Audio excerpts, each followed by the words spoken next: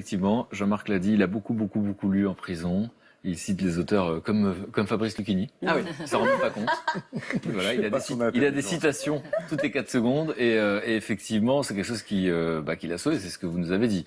Et donc, toi, tu vas nous parler d'une initiative de gens qui sont convaincus de la même chose. Ouais, moi, ça m'a bluffé. Parce qu'en fait, en France, il faut savoir, alors je sais pas si c'est pareil en Belgique, mais j'imagine que c'est similaire. En France, 1/3 des détenus ont de graves problèmes scolaires. Ils n'ont pas été très loin, ils ont été en échec scolaire. Un détenu sur 5 a des grosses difficultés à la lecture, d'accord ? Et un détenu sur 10 ne parle tout simplement pas français, ou alors de façon très rudimentaire. Et quelque part, le crime qu'ils ont commis, ou le délit, en fait, c'est un crime lié à l'inculture, à la haine de l'autre, à une éducation où on ne s'est pas vraiment occupé d'eux. Et ça, c'est pas moi qui le dis, en fait, c'est un avocat qui s'appelle Xavier Duval-Stala, d'accord ? Et lui, il est aussi écrivain et il est aussi président de l'association Lire pour en sortir. L'association Lire pour en sortir, en fait, c'est une association qui est parrainée avec le Secours catholique, qui est très présent en France au niveau des prisons. C'est eux qui ont le plus de bénévoles qui œuvrent auprès des détenus en France. Et en fait, ils ont réussi à faire modifier le code de procédure pénale en 2014. Ça fait bouger la justice, déjà ça s'applaudit. Ben ouais. Alors qu'est-ce qu'ils ont fait ? Et ils ont réussi à faire en sorte que si des détenus lisent des livres, font des fiches de lecture sur ces livres, eh bien on peut leur octroyer des remises de peine. Vous connaissiez, je crois, cette initiative qui vient du Brésil. Voilà, c'est une initiative brésilienne qui date de 2010. Oui. Exactement, ouais. Exactement. Reembolso par je sais pas, je parle pas portugais, qui voulait dire remboursement de sa dette par les livres. Donc ça veut dire que ça a fait déjà ses preuves, c'est ça que vous dites ? Oui, ça a fait ses preuves et vous savez déjà à l'époque, Victor Hugo disait qu'ouvrir une école, c'est fermer une prison. L'école du savoir, l'école de la connaissance. Vos chiffres, à mon avis, sont encore pires chez nous en Belgique parce que nous, on a 90% de personnes qui ne savent quasiment ni lire ni écrire ou qui n'ont pas fait d'études en prison. L'initiative est belle, mais encore faut-il que les bibliothèques pénitentiaires soient bien achalandées. Alors justement, ce qui n'est pas le cas pour l'instant. En tout cas, chez nous en France, grâce à cette association, on est en train de constituer des fonds de livres. On est en train de... Les livres, on les donne aux détenus. Qu'est-ce qu'on fait ? On réédite des livres, parfois même en plus gros, parce que dans les cellules, il n'y a pas assez de lumière pour pouvoir lire. Et donc, on leur offre des livres à des détenus qui, pour beaucoup, n'en avaient pas lu beaucoup jusqu'à présent. Il y a des niveaux de lecture. Certains, ça va être des BD, des choses beaucoup plus simples. Et on va aller de plus en plus loin avec des gradations dans le niveau de lecture.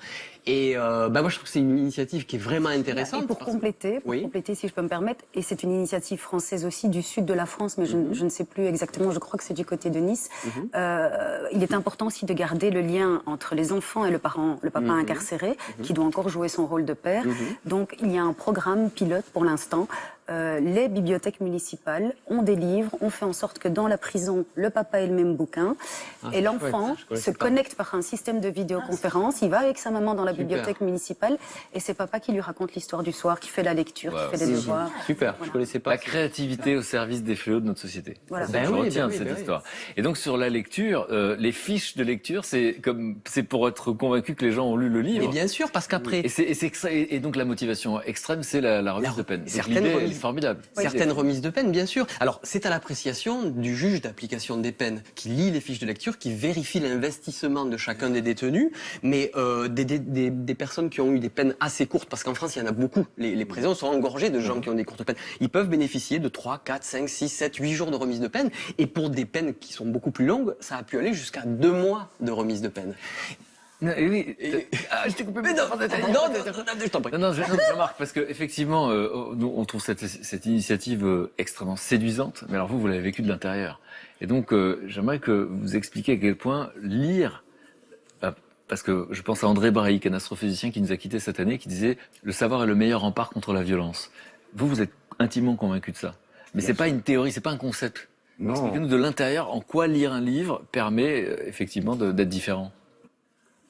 Parce que, vous savez, je vais peut-être une fois aller jouer un homme debout en prison. Et je m'étais dit au départ, mais pourquoi aller jouer un homme debout en prison ? Les détenus, on va leur dire activité, tu sors de tes 9 mètres carrés pour aller voir un gars qui joue pendant 1h15 dans 9 mètres carrés. Mais j'ai juste envie de leur dire qu'est-ce qui m'a permis de m'en sortir. D'abord, c'était la radio dont je vous ai expliqué, Ève et Macha. Ève, c'est Ève Ruggieri. L'entendre les noms en découvrant les visages des années plus tard. Mais après, ce sont les livres. Qu'est-ce qui m'a permis d'écrire? Avant, c'est d'abord de les lire. Et puis ensuite, avec ces expériences-là, de sortir de ma petite vie, de ma victimisation, de me dire, mais ces gens-là, ils ont été encore plus bas que moi. C'est pas une question en termes de souffrance qui est important, mais qu'est-ce qu'ils en ont retiré, eux? Mais moi, je savais lire et écrire. Ce qui n'est pas le cas de nombreux détenus. Alors, c'est vrai que c'est génial, mais avant tout, il faudrait peut-être faire des cours d'alphabétisation aussi. Bien sûr. Pour leur apprendre. Ouais. Donc, je pense que si vous vous servez de ce temps perdu pour vous nourrir et de sortir meilleur que vous êtes rentré, en fait, pas avec un diplôme. On va donner un sens à la peine. Voilà. Mais c'est ça, exactement. parce que par les livres, d'après les témoignages que moi j'ai pu avoir justement sur cette expérience-là, par exemple avec un détenu, on lui a fait lire le journal d'Anne Frank. Mais le détenu, il prend conscience que mais qu'est-ce que je fous là, quoi? Cette jeune fille, elle était dans son grenier, elle a rien. Moi, j'ai fait une connerie pour être là. Elle a rien. Mais qu'est-ce que je fous là? Le Candide de Voltaire, où il faut cultiver son jardin à la fin du livre. Un détenu a dit, eh bien, mais moi, ma femme et mes enfants sont dans le jardin de la maison familiale. Il faut que j'aille m'occuper d'eux. Il faut que je sorte de là. On prend conscience qu'il y a une autre vie possible que cette fatalité. Mais cette initiative que nous on trouve formidable parce qu'elle a été remarquée. Alors, cette initiative, en fait, elle a été remarquée par le prix La France s'engage, qui est un prix qu'on donne par le chef de l'État en personne, qui en fait valorise les initiatives innovantes qui font du bien à la société. Aujourd'hui, 650 détenus en France sont passés par ce programme.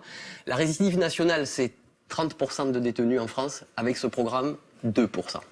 Et précisément, beaucoup de prisons sont concernées par ça. Aujourd'hui, 5 prisons sont concernées par ce programme. D'ici la fin de l'année, il y en aura 11, et d'ici 2020, on espère qu'il y en ait 50. Wow. Bon.